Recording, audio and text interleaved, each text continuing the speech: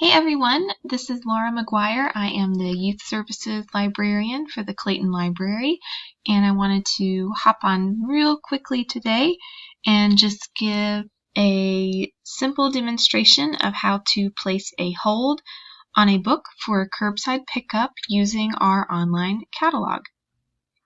So this is our online catalog page. If you're not quite sure how to get here, the best way is to go to our library website, which is claytonlibrarync.org, and you'll come to this page. It says Hocutt-Ellington Memorial Library right here, and right beside that is the link to search our book catalog,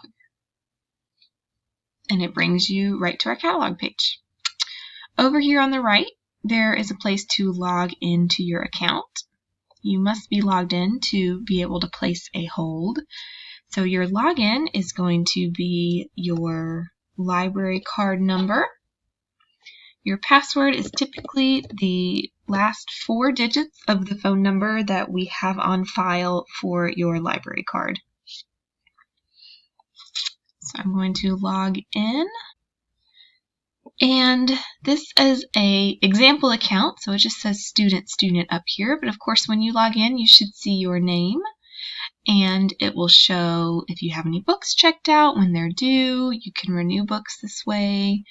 And as we said, you can also place holds. So in my search box, I can search just the entire library catalog for a word. I can do a title search for a book, an author search, subject, and even a series search. So I'm going to search for a title. I'm going to search for The One and Only Ivan. And it's going to bring up all the entries in our catalog for The One and Only Ivan. So you can see that we have more than one. So this is when it takes a little bit of attention to detail.